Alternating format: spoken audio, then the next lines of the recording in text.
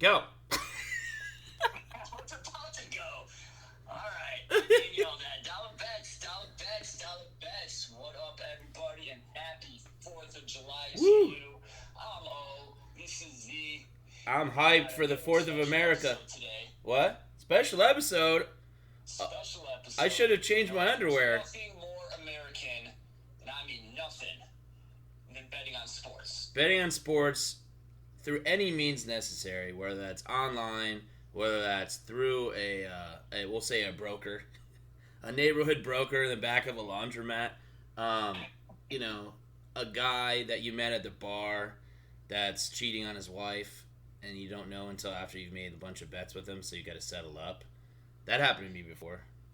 Well, I don't know if he was exactly cheating on his wife, but he was definitely. He showed me a picture of his young daughter that was like a year or two old, and then he starts like hitting on women like an hour later. It was hilarious. Remember VH1's old show Behind the Music? Yeah.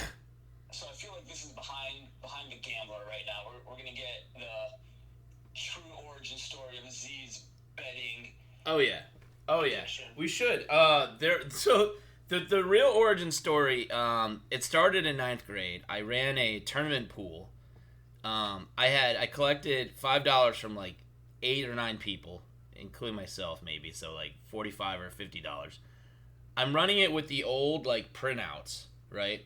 So I printed out all the brackets for them, and then I'm like before internet, people. Before internet. No, it was like 90. So it was 90.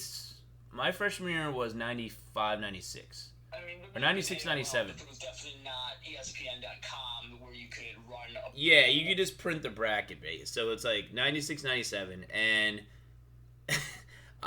my mom caught me like highlighting. Said, what are you working on homework? And I was like, And so she's like, yeah, I want, you need to give that back. And I did. But did I run one again in 10th and 11th and 12th grade and beyond? Yes. I just got smarter. The next year was a printout year too, but I was smarter. I wasn't hiding it under the couch. I mean, not this past NCAA, but the year before when I was running a small pool in my office, we did it by printout. I love it. Yeah. Being old school. Honestly, yeah, it's great. I have an easier time filling out a bracket when it's in printout. Oh yeah. To online where I have to like move my screen from region to region. But it's also like, I mean, imagine you doing like 10 brackets or something, like to treat it like a hedge fund. First off, I will give O credit. He's won a couple of these things. He won one of the years that UConn won. Basically, when UConn wins, we win.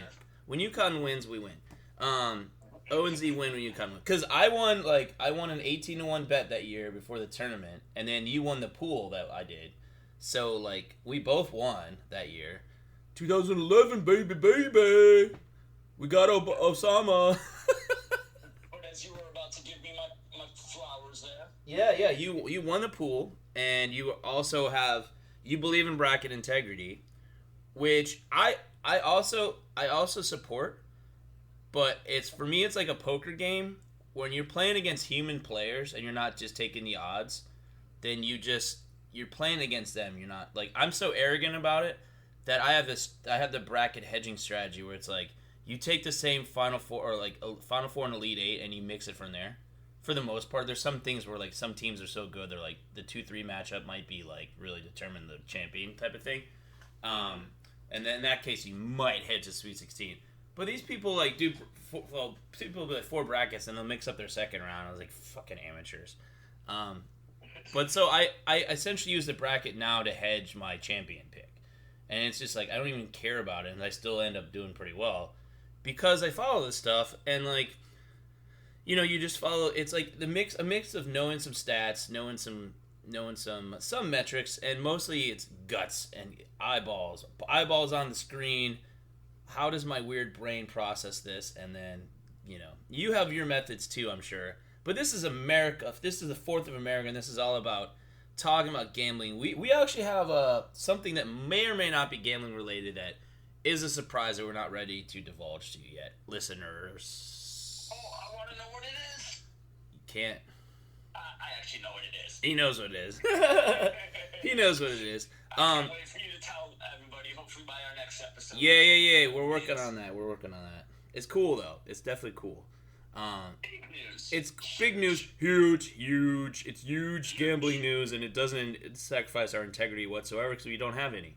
So it's great. No integrity. Except the only integrity that we have is bracket integrity.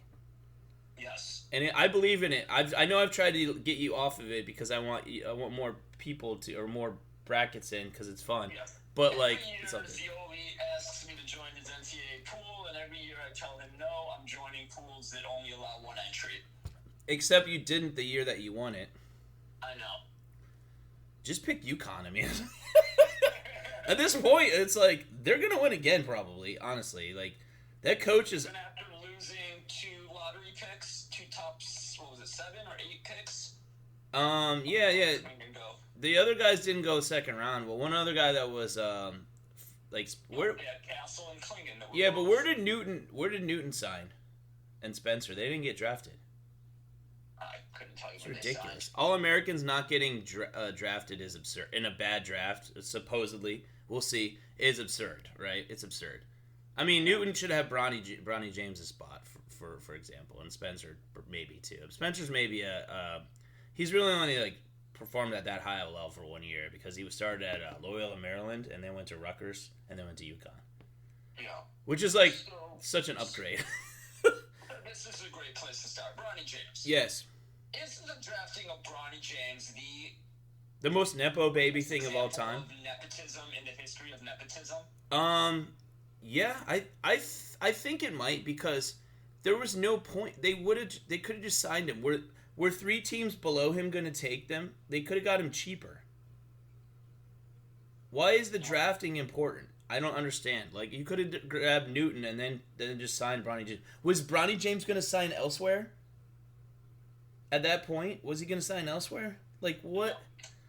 And then they gave him a 4-year deal for a second-round pick.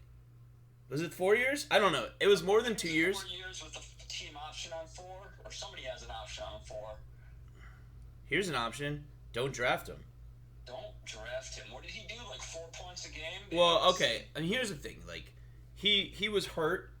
I mean, not hurt. He just wasn't fully, back, right? Oh, yeah. And there's also just a small deal of a serious medical issue.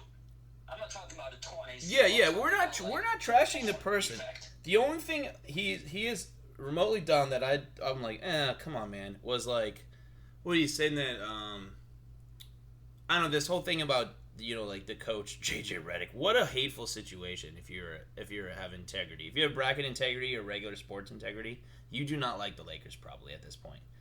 The Lakers are one of those teams that, depending on who's on it, you either really like them or really don't like them. Right? Magic, you really... The Cowboys? What? Have they become the Cowboys? No, the Cowboys don't win anything. The Lakers have won things. The Cowboys haven't won since 95 or 96, whatever. They haven't made the NFC Championship game since they won the Super Bowl. Or the year after, or whatever. I don't know. It's so long ago. I wasn't pubescent yet.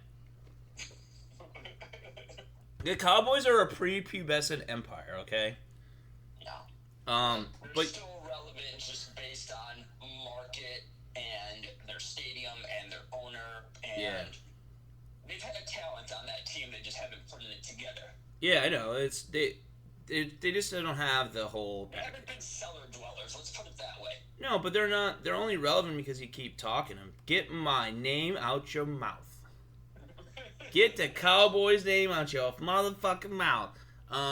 So Bronny, I worry that this father is pushing this thing on his son, and he's gonna collapse or something. I'm I actually worry about. Here's the difference between him and say a Hank Gathers. If Hank Gathers it was Hank Gathers that passed, right? Not the other guy. Yeah. That team was dope. That was, what was that? 91, 92. 91, I think. I believe it was 91 because. Or no, 90. Oh, 90. come on, look it up. It was 1990, I think. UNLV won that year. Or it was the year that they lost to Duke in the Final Four. It was one or the other. Yeah, 90 or 91. And 1990. it was 1990. Yeah, it was the conference tournament, I think. Right. And for WCC, and it was just like, imagine if he had him or that Keon Johnson guy. I think it's Keon Johnson from at Florida, right before he went to Kansas State, and it broke our heart. He collapsed too, and it's just like the difference between those two guys. Obviously one didn't live, sucks. But Keon Johnson did and was gone for like a year. Bronny came back, but he didn't fucking have to. The guy, he could get a job with sports, anything sports related, or one of LeBron's business associates, which is virtually everyone. If you're basically a billionaire based off what you can do on one thing, it transfers over to another thing because you're a hot property, right? He doesn't have to. He could be a regular nepo baby, not a sports nepo baby, where there's actual danger of getting revealed as not very good potentially, or being worse, being collapsing, like dying. Like, so I don't know. I just don't understand this whole charade, and I don't understand it from an organizational perspective, because the Lakers are better off in the long term if they just let LeBron walk, because he has no trade clause, right? Or he does now. I can't remember if he did, because I thought it was a trade kicker. Yeah, he has a no trade clause now. But it's crazy, like. Bronny, though, real quick. Yeah. It's possible that Bronny doesn't even make the roster, that he gets No. the G League. No, impossible. I think it's like low key, like it's like a wink kind of thing. Like, he will not be sent down to G League. Okay. And like, props to Max Christie for stealing money, because they're not going to play him very much probably, and he got a 2-year deal, so he's like, screw this, like, I'm taking this money, because you know what LeBron the father did, took that motherfucking money. Yeah. All right, so on to LeBron. LeBron signs a 2-year 104 $104 million yeah contract, player option, which is obviously he's taking. The reporting in the days leading up to his signing was that he might take less money, so laughable, can build a better roster. Build what? I mean, it's like their options at that point were like, hey, should we get DeRozan and have him dominate the regular season? And with this, they could have got DeRozan if he took 15 less or something, 20 less for 2 years. Like, you're not going to do that when you have all these. You get on a podcast and you get the guy that podcasted with you to be your head coach. It's like you control everything, and you couldn't have the foresight to realize, like, if you already a billionaire, if you match Jordan's titles, your endorsements and everything else you are from playing on the Lakers, production companies, etc. He's not without multi talents, but he's been blessed that his business partner is Maverick Carter, right? Like, he actually together they kind of had some sense, and it's like his danger spot was probably when he was younger, when his team wasn't that good, and he came from a tougher economic background and all that, and he fell for none of the trappings that we know of. And great story, right? Great story, except on the legacy front of basketball, where he really, honestly, his body, his athleticism, and his like strength and speed combination, best of all time of that. But like, Jordan was a psychopath on the court, and maybe off of it. And the difference is there's no difference. I mean, there's no similarities between them as people, none. And Kobe had a lot of what Jordan had competitively. He knew he probably wasn't quite as good as Jordan, but no one is, right? And maybe someday someone will be, or maybe way better. Who knows? Like a robot or something. I think athletically, Kobe had all the same gifts that Jordan did. I think he had the same mentality. I think Jordan just, we'll call it muscle memory. He was a better shooter. He had that better field goal percentage. And Jordan didn't start off as a shooter. In the stats over their career. I think Kobe had a Jordan that he could look to, and there was no person for Jordan. That's why, like, Jordan became his Jordan. And you got to become your Jordan. Jordan was trying to get out of the shadow of Magic and Larry and Isaiah. Yeah, but I mean, playing his position, there was no Like Larry was a 3, Magic was a 1, and Isaiah was a 1, and Jordan was a straight up. He was a wing. You know, he's a 2-3 hybrid really because he was a wing, and he just didn't like. I guess if Dr. J had, there would have been a lot of footage on him more than there was, and he could have like relentlessly studied clips of him and like hung out with him and have him mentor him because the only person I think Jordan ever saw like himself in was Kobe. Yeah. And that's cool. RS and piece of Kobe. But like back to LeBron. Like the comparison is like he's not a basketball psychopath. He shares the ball.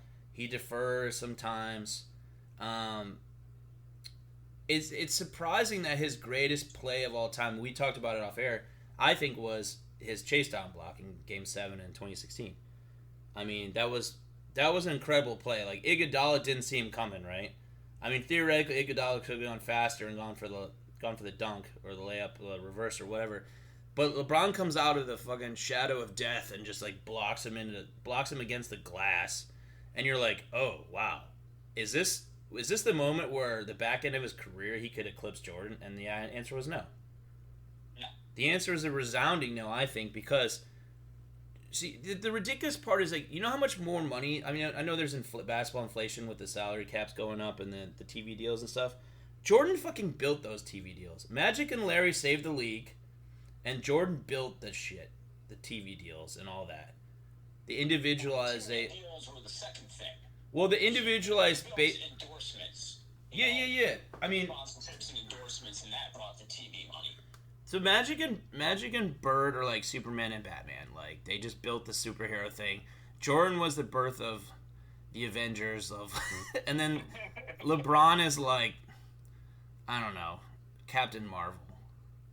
LeBron's like Guardians of the Galaxy. Yeah, Guardians of the Galaxy, Captain Marvel. Cool like soundtrack. Friendly. Cool soundtrack, bro. Yeah. Rated G version. I know. Of the Dark Knight. He's like kind of cheesy, man. That dude is cheesy. Oh, you're cursing on a podcast? Cool. So are we. But we need the money. You don't. Why you have a fucking podcast? It's basketball season. It's a joke, man. Dude, that shit is a fucking joke. And then you hire JJ Redick from that. And do you ever see that there was like a caption, like a graphic that said like his JJ Redick's coaching experience was like some type of 4th grade like volunteer thing, and then he has a podcast, and I'm like, dude, I coached 5th grade and 6th grade one year, and I have 2 podcasts. I was like, I'm more qualified. So speaking of that coaching staff, so he just hired the assistants, Scott Brooks and Nate McMillan. And I just saw this on, I think it was PTI yesterday, maybe it was around the horn, one of those two. Mm-hmm. So those two guys, Brooks and McMillan, got in a fight as players like 30-something years ago in a playoff game. Whoa, Scott Brooks played in the NBA? Huh? Brooks played in the NBA? Apparently, he was in a uniform getting in a fight with McMillan. He looks like the guy, like, if the villain from Die Hard 2 was an accountant. That's what Scott Brooks looks like. I'm serious. Look it up. Die Hard 2. Yes. So anyway, but back to LeBron Jordan comparison. Yeah. Right? Like, yeah. Okay, so Jordan had Pippen, but Pippen became better because of Jordan, obviously. 100%. Pippen didn't have the mentality. Yeah. Three-peat, there really wasn't anybody on that team. That was Jordan winning it all. And like now we keep talking about these Lakers and how there's nobody on that roster, right? Anthony Davis. That's why they can't win it. And that's the difference. Like, with LeBron, he needs these other players to win it, and Jordan won it by himself. So anybody who ever has tried to argue LeBron better than Michael... It's ridiculous. 6 titles, man. Stop it. 6 fucking titles. He took a break for a year and a half because baseball... with murder of his father and maybe some gambling related things. There's always murky talk about that. I mean, he was a gambling addict, but it's like in a way that like his life was competition and not really like someone like me that's dabbled in that type of thing a lot, that where it's just like, oh, I just have to do this. I mean, for other reasons, he has to do it because he has to win and dominate you. And like, perfect time for me to say, because I've had this link up on my computer, and I need to, get the link out. It's not a dirty thing or anything, I promise. It's Jordan. It's a story from Jamal Crawford, who befriended Jordan, and Jordan, he was hanging with Jordan. I forget where it was. I think that's irrelevant. But there was some street guy that had like a bag of cash or something. He was like, wanted to bet him because he thinks Jordan's a mark, right? Because he maybe in that way he is, but like he was like, hey, he wants to bet $100,000 on something, and he's thinking it's like a card game or a feat of strength or something, or I don't know, a dick contest. And he was like, all right, well, I don't got much time, so let's flip a coin for it. And the guy's like, nah, I'm good. Like, imagine being so rich and also so like deep-seated of a problem gambler that you're gonna bet $100,000 on a coin flip with a street guy. That a street adjacent, we'll say, that happened to know who Jamal Crawford was or something. So it's like the story. I'll have to link you off air, but it was for like the exact quotes. But that's pretty much the gist of it. And it's like, I have another story too. What's that? I said life goals. Life goals, right? And then apparently, so this is my brother's like coworker's friend. I don't know if stop me if I've told you this. Well, don't, because the air hasn't heard it about his airness. They played a pool game, billiards game for like 12 grand. And I don't know why they settled on 12 grand, but that was the price. And it was like near Charlotte, right? And this is several years back. But this dude loses, right? And he's thinking like, I'll get him later, or maybe he'll forget about it, or whatever. It's Michael Jordan. And he's like, okay, where's the money? And he's like, well, I need to get it. He's like, go fucking get it.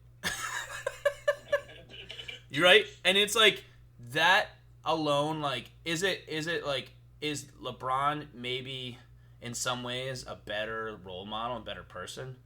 Who cares? I mean, because in the debate, it's like, there's no fucking debate. It is Jordan.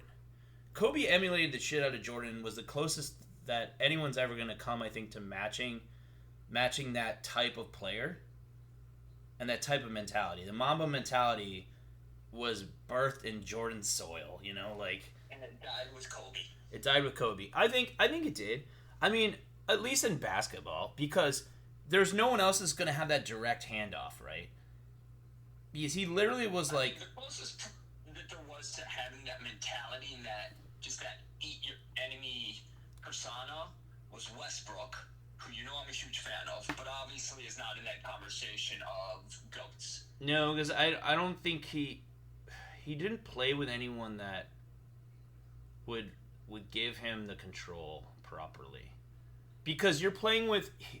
That's a really good point, though, because I think maybe part of it is that look that he has. He's sleek, his eyes are like intense, and he's quirky off the court, and you're like, who is this guy? But the problem is he played with guys like Durant and Harden the whole time for the most part, and injured Kawhi and Paul George, the guys that need the ball. And Westbrook should have been surrounded by shooters and like one more rebounder and some energy dunkers and shit. Like, well, I mean, his greatest years were after they traded Harden and after Durant took the easy way to Golden State, and then Westbrook had his MVP year. Yeah. Westbrook, the triple-double machine, the non-shooting. He had the chance being an alpha on a team, but the team, his stats were stuff, but the team didn't go anywhere. I would say it's definitely he's definitely an alpha in stat stuffing, but it's not. The stats are legit, like, because they're not 3-pointers. He's not scoring 3-pointers at a time that much. Like, he's scoring. He's a horrible 3-point shooter. Yeah, I mean, so we're talking about a guy that you can drop zone coverage, and he's still fucking getting it done. It's like if Ben Simmons was shorter and like 1,000 times more malicious, He's great. Quick, back to LeBron's signature, or signing with Lakers. Ugh. On a scale of 1 to 10, what do you give that signing? For which party? What's that? All right, I'll break it down like this. No, yeah, from the Lakers' perspective. A 1. Yeah. I'm giving it a 1 out of 10, including 0 though. Including 0, I'll give it a 1. Here's why. For the Lakers' perspective, you're getting. I don't care what he's done to his body. His body mod skills are off the charts because he's got a lot of money. He cares more about being on the court than what happens on the court. Like, he wants to play and play and play and play and play, right? Well, then, what about win and win and win and go home? Like, what the fuck? Go home to your huge mansions and everywhere and your podcast, and it's like, I would play to my bones break probably, but like, I'm not that. I don't have a legacy. My legacy is I somehow haven't hurt anyone's ACL playing pickup, despite the way I play. You know, his legacy is I made it to 10 finals. One was in the bubble and shouldn't. You got 3 months off when you're like a 35-year-old player. Like, yeah, awesome. You ever like do something or not do something for a couple months when you're in your mid-30s or later, and then you do it like, and you're like, oh, I could do this all the time afterwards, because you're like, well, it's a rager, or if it's like you're climbing a mountain, for example, and it like if you climbed a mountain after like, you know, you had a few days off of a physical activity where you just like hit the sauna and like lifted a little bit, but like then you're fresh, but you're not like withered away, and you climb the shit out of that mountain. That's what happened in the bubble, okay? And it was bullshit. It was bullshit. It still counts as a title, but no one really talks about it that much, right? Because I mean, we're talking about it, but it sucked. The other ones, yeah, okay, he won, but he had fucking Dwayne Wade and Chris Bosh and Kyrie Irving. It's like you mentioned that Jordan made Pippen. I fully agree, because Pippen, I loved those Bulls teams. I grew up on that, you know, born in Chicago and stuff. So like I stuck with it when I moved, and it was easy because they were the ones that are on TV too and on the commercials and shit. Pippen, great player, just kind of a disaster of a person, right? I mean, he's gotten the player that made him son is sticking it to his ex-wife, like very publicly, and that's just kind of weird. I personally, I would take that personally. But I just don't understand. I don't understand why people think LeBron is the only thing he's definitively better at is passing. But Jordan didn't pass because he's playing with fucking Judd Bushler and like, you know what I mean? Like, not to disparage Judd Bushler, he'd probably do way better now. But those guys were just guys, and that team, that owner or the GM and owners were cheap as fuck. Jordan never made anywhere close to the equivalent of $55 million a year, $50 million a year. You know, I think the most he made was like 30, and that was really more like 40. And this was after he was definitively, for a generation almost, the best player that walked the earth, best athlete that walked the earth. Because you know this. You're an athlete. You know, you you like that. You like that? You're climbing a mountain in your 40s. Fuck that. You're an athlete. Like a real mountain, not like some mountain in Michigan or something. You know, like a mountain in Slovakia. Like it's called Mount Rice. All right, I don't want to take too much attention. Let's move on to some other signings around the NBA. Okay. Let's move over to Eastern Conference and let's try to establish a pecking order. Yeah. LeBron, by the way, his signing I'm giving a 7 out of 10. The minus 3 points are because they all fuck with his legacy. Yeah, go ahead. Eastern. What's your assessment of like top 5 now in the East? So let's just rehash the big signings, right? Oh yeah. So the Knicks pick up another Villanova alumni. Bridges. Do you remember the terms of that deal? No, I don't think they. I don't know if did they sign him or it was a trade. So let's see if we have it. Yeah, I mean, I don't know if they added. It was a trade. Yeah, I don't know if they added more years to it. I don't think they had to yet. They will, but they're not doing it yet. Okay, well, in this this is kind of a hard one because we can't really look at this acquisition in a bubble. Like, we need to, if we're going to analyze the Knicks, we need to analyze who's coming back from injuries because if you remember, like, they lost 5 players to injury in the playoffs. And that's on top of Randall being out. And I think Randall's going to get moved at some point. Really? Yeah, well, I don't know. I mean, I don't think you can get him to play bigger, like the 5. Mitchell Robinson you need two guys there to make up for Mitchell Robinson going to miss a lot of games, you know.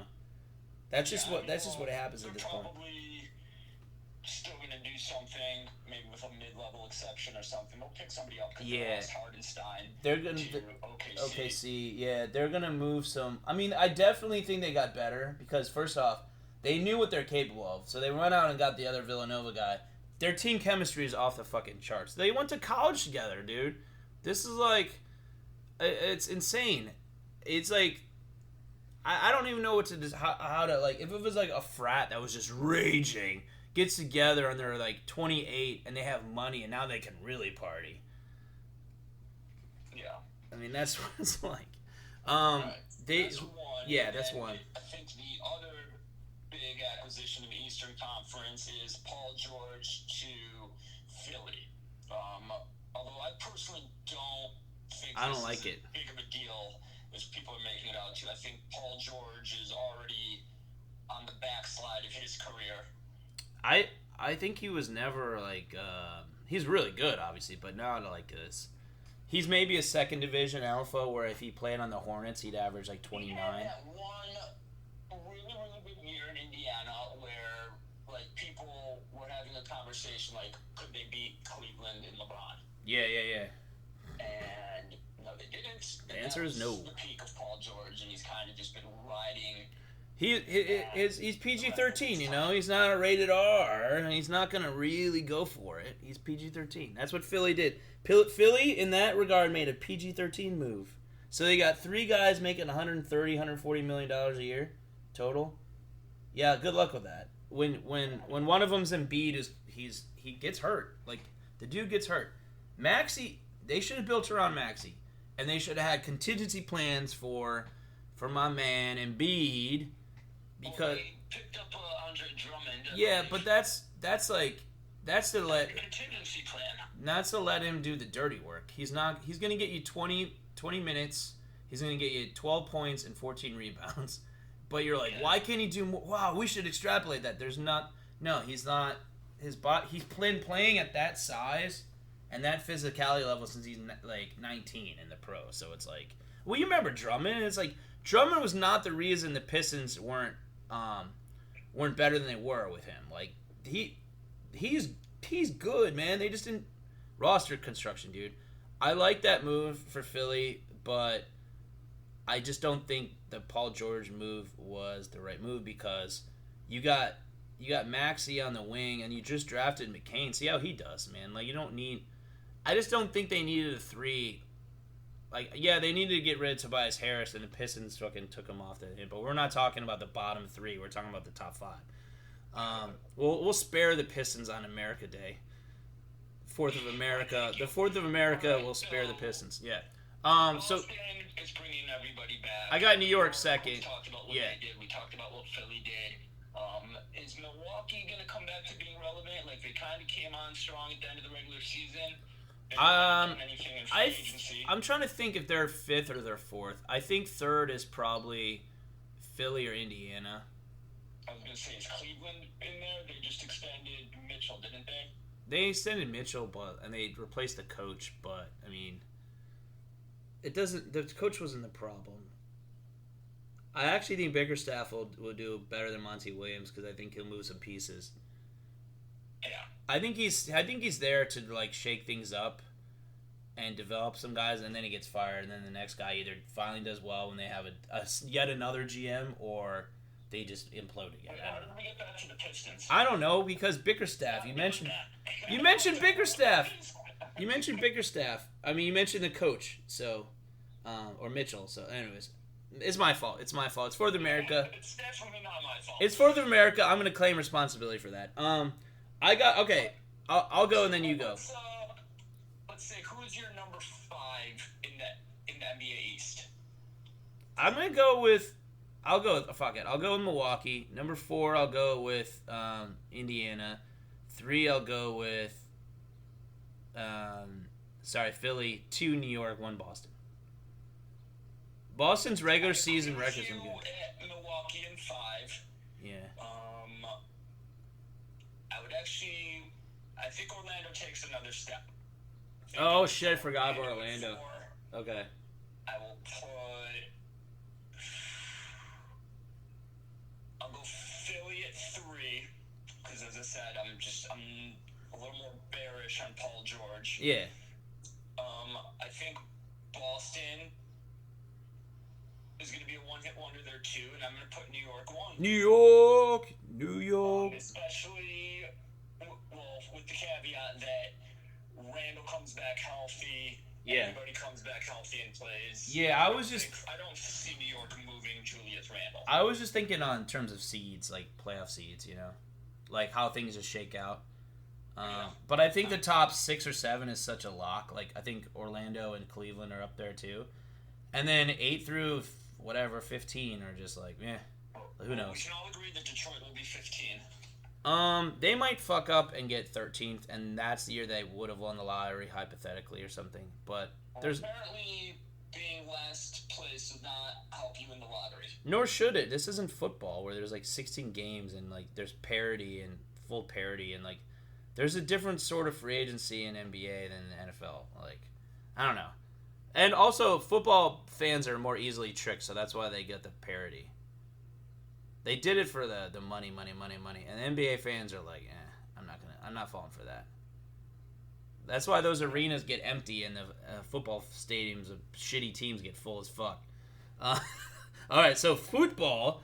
Speaking of football, should we go to football Copa America first or the Euro? Yeah, so in honor of the 4th of July, Z and I have pledged that we are going to come up with 4 bets. Yes. And before we get to that, we got some accounting to do. Woo woo! I'm going to buy some fireworks. Yeah. To this part of the show, but today he is a happy man. I'm going to buy like half a cherry bomb with this $2, man. So, on a couple of the games in the round of 16 of the Euro. Yeah, boy. One of them was England versus Slovakia. Yeah, you wanted your Mount Rise. Z predicted England to win. I predicted Slovakia in honor of my upcoming trip there. Yeah. I was rooting for you, to be honest. And Slovakia should have won this game. Yes, they just couldn't score. Had the referee not given 6 minutes of stoppage time in the second half, Slovakia would have won because England scored on a awesome, beautiful bicycle kick 4.5 minutes into stoppage time by Jude Bellingham. Yep. To tie it, to send it to extras, to overtime, and then they scored real early in overtime. And oh yeah, 2-1 win. So dude, I can't even touch my toes, and this dude's a fucking bicycle kicker. I mean, I know I'm literally twice his age, but like, come on, that's ridiculous. That's an action. That's Simone Biles action figure shit. Like, you can't do that. Come on, Bellingham. Nasty boy. You know what? Do you think this is sacrilegious to say on 4th of July? But do you think if the English had like a British had like were just stacked with studly young Bellinghams that we would have struggled and had to settle with them or lost? I don't think we would have lost because we had the home turf. You know, it was a home game. But the Revolutionary War is what I'm talking about. Bellingham was so good that he would have moved the spread at the very least. Yep. Alright, so there's $1 heading Z's way. And then the second one that we put on, and this was a case where Z rarely was able to convince me to bet with a spread. Z knows that I always just like to go straight up. Yeah. But we took Portugal -1.5 over Slovenia, with Z saying Slovenia would keep it within that, and I said Portugal would cover. That was a 0-0 Portugal won, but regardless, Slovenia wins the bet, so Z wins another bet. So let me pay Z yet another $1. Woo! Whenever you can bet just solely based on feeling, you gotta do it.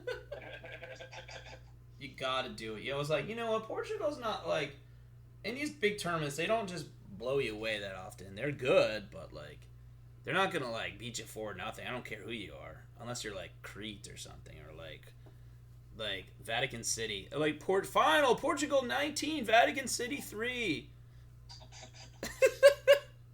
All right, so we've settled those bets. We're moving on. So Yeah. the Euro is on to the round of 8. Ooh. We've got 2 days of double headers beginning tomorrow, Friday and Saturday. And I am bringing up that schedule. We've got some really good matches. Nice. What did I just do? We got to announce it in Meridian time, okay? No. Yes.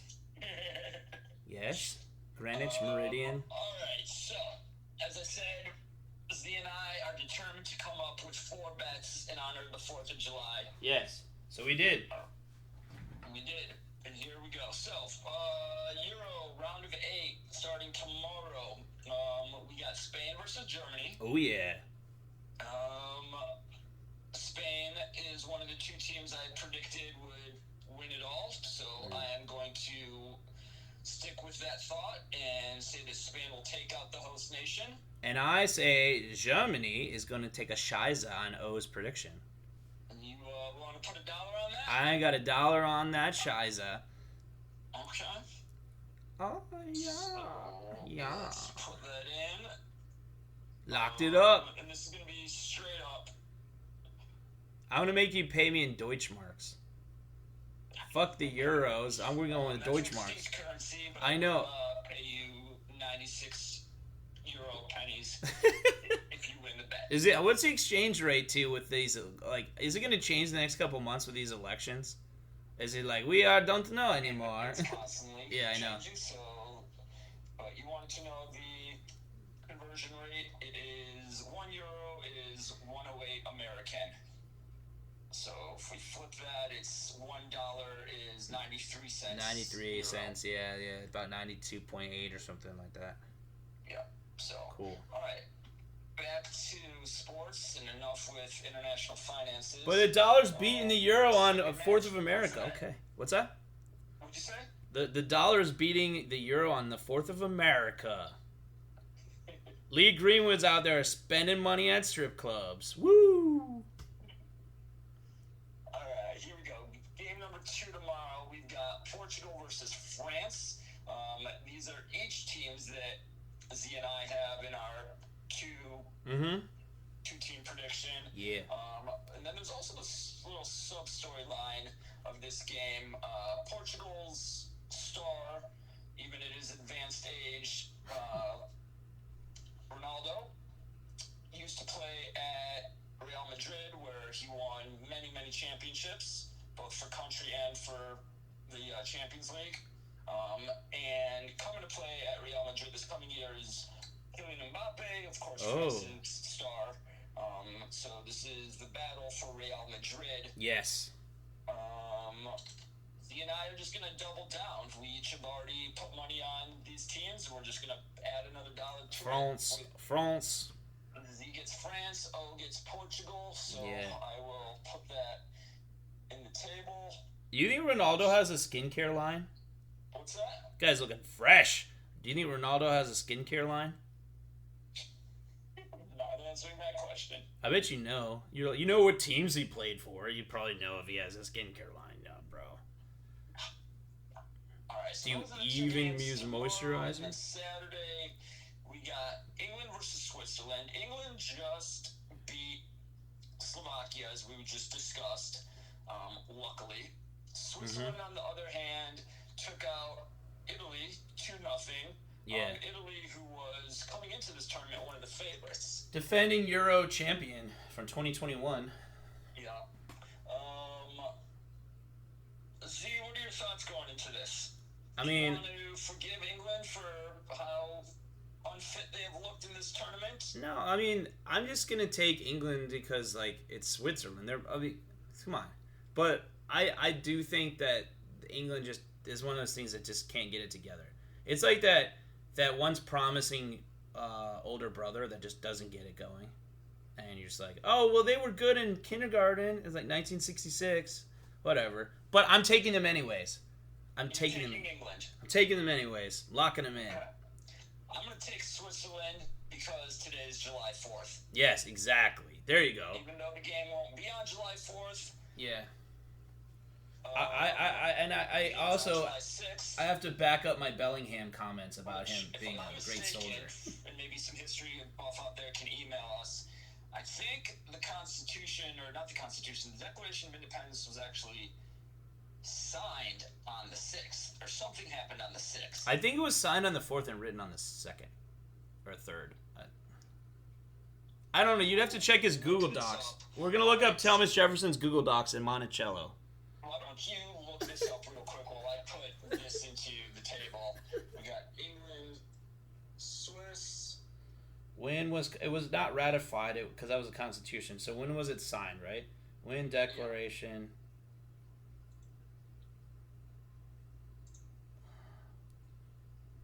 Yeah, it was July 4th, dude. Something happened on the 6th. Here we go. I'm gonna just put this in. No, it was read for public. It was in public. It was Independence Square in Philadelphia on July 8th. It was read for the first time. Here we go. July 6th, the first newspaper rendition was printed. Yeah. So there's that. So maybe that's when the rest of the country found out outside of that room filled of old white men with white powdered wigs. I don't know, man. I think it probably took a little longer than that. You know, what with we have other holiday in America dedicated to that idea now that's like, ooh, what if we didn't tell those guys? Or like, what if this didn't happen? What if that didn't happen? So, but, you know, we're celebrating warts in all this country today. Emphasize on warts.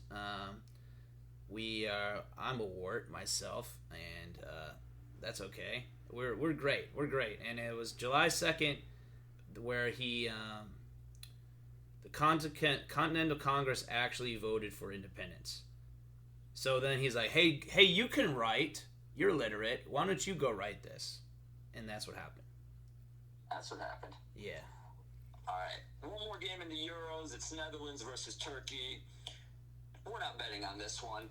No, skip. Spoiler. We both like Netherlands there. Yeah. Although Turkey's goalie is standing on his head right now. Yeah, he made He made the most incredible save of the tournament at the buzzer. Yeah. However, we need to hire a social media or a clips intern that can look things up for us, produce us, and show us videos that aren't 11 minutes that I have to skip while. Like, I have to figure out where the highlights are. Because O sent me an 11-minute video of Turkish soccer. I was like, man, I need some Turkish coffee to get through this.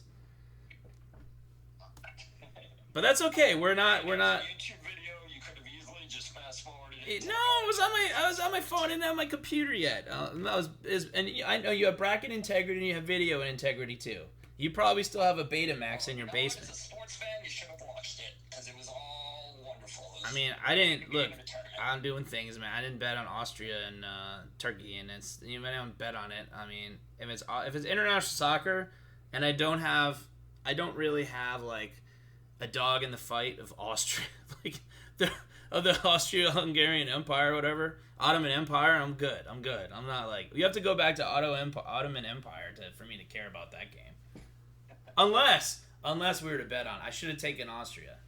Then I would have lost $1 to you, and you could go buy some cherry bombs, man. There we go. All right, let's bring it back to this side of the pond, to the Copa America. Yeah. Where the round of 8 is beginning today. Okay. We've got Argentina versus Ecuador. Who you like, see? Ooh, Argentina. And Messi's going to play fully, yeah. For me, tomorrow we've got Venezuela versus Canada. Who you like, see? I like the aggressive Venezuelan side because I heard some things that Venezuela is like eyeing like Guyana or whatever. Is that the country next to them? That is the country. Did you hear about that? I hear that they're eyeing a victory over Canada first and foremost. Boom, lock it in. Alright, he will take Venezuela. I am going to be a true citizen of North America and take the Maple Leafs. Oh, Canada, you did not win the Copa. On Yeah. either of the two games that will be happening on Saturday, which are Colombia versus Panama. We're both taking Colombia. Yeah. And in the late match, we got, and this is the gem of the round, Uruguay versus Brazil. And we discussed this before this show that we are both going to side with Brazil there. Yeah, we're limiting it to 4 bets for the fourth. Otherwise, I would try to. The thing I would try to get you on, you saw the Uruguay and U.S. game, which we'll finish with that. I don't think you would have taken Brazil minus 1.5. I think that you would think this is a 1-0, 0-0 penalty game or 2-1. Which one, Brazil or Uruguay? Yeah.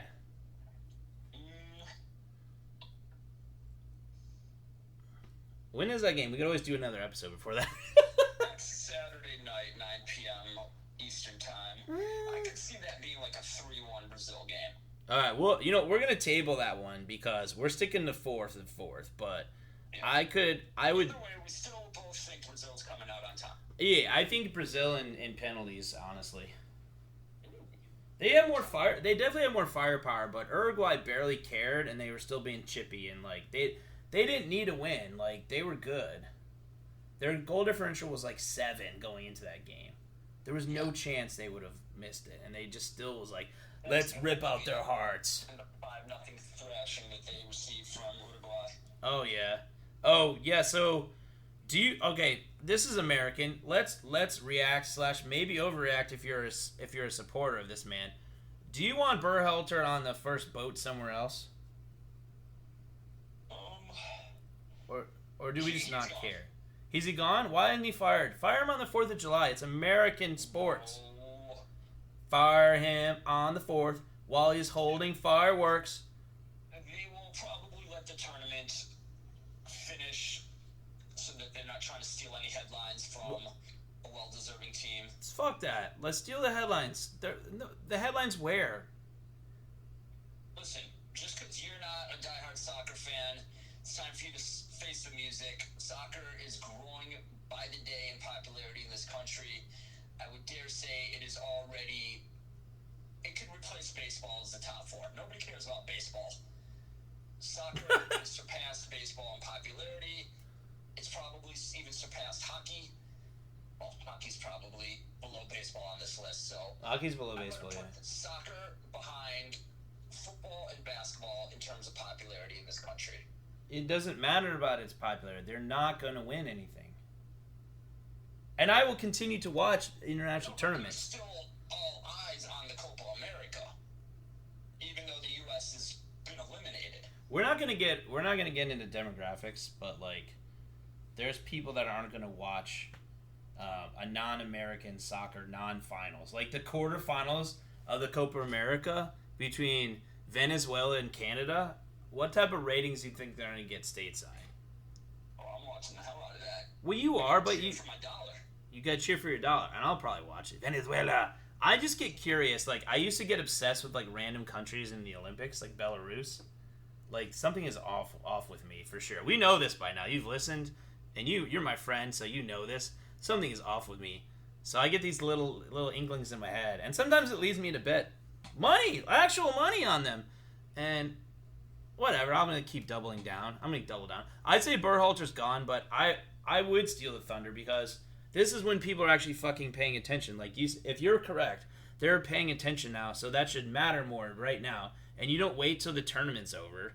You do it now, because what if someone can get a better job, like a Premier League job that is gonna say, okay, I'm gonna say this: Newcastle is the Saudi team, right? Who's this? What is the guy Klopp? Where does he currently coach? Jurgen Klopp? Yeah. I've heard his name, and I'm like, I need to learn about this. But like, what if instead of signing with U.S. because they waited too long to fire Berhalter, and then Klopp was just coaching Liverpool, but he left at the end of the finished. All right, go get him. Instead, he'll end up at like a Newcastle with Saudi money or something, or one of those things. It's like guys like that, like they're gonna take the big bag or the big challenge. If there's no big challenge, and the U.S. is a fucking big challenge, if they're not gonna take that and like bring us to prominence, and by prominence I mean at least we have to make the final 8 at the fucking U.S., Canada, Mexico World Cup, like. And I don't think we're going to. And it's ridiculous. I mean, yes, they'll be like, oh, there's 48 teams now. Give them a break. There's no breaks. We were like, on this day, nearly, I don't know how many years ago, because my math is good normally and is broken now. I think the donuts are hitting me. I Ask you how many years ago our nation was born? Declared 1776. Yeah, 248 years. We're almost at 250 years. It will be the and you know what's actually cool about that? 250 World Cup. Yeah. Exactly. The 250th birthday of this country will be during the World Cup. So help me God, if we lose to like Albania at the World Cup and that knocks us out before the knockout stage, or we're in the knockout stage of 16 and we limp into on our own soil. On our own soil. So with the next World Cup expanding to 48 teams. Yeah. The knockout stage is going to be expanded to 32 teams. Oh, that's what they've decided? Yeah. Oh, pretty sure that's okay. So I'm going to go ahead and make my prediction. The U.S. will get out of group stage. They will win a round of 32 game. They will lose in the round of 16. Ugh. That's my prediction. We're actually weirdly play better in that. Besides the Netherlands game, the last few group games or knockout games, we played better. But I really think that we peaked in that Belgian game. Defensively, we just couldn't score, and it was just like we got a late goal in the second extra time. But like that, we're never gonna get better from a goaltending perspective than Howard played that day, and our strikers just don't. I just don't. I mean, this is my ignoramus view of it. The difference between the form of these other international teams that are good, like Uruguay, for example. Again, Uruguayan sleepwalking just dominated us. That set piece, we were asleep when Uruguay hit that shot. Turner saved that first one, and the other one, it was like they were like, were they offsides by like a foot, or it was like an inch? And we're blaming them.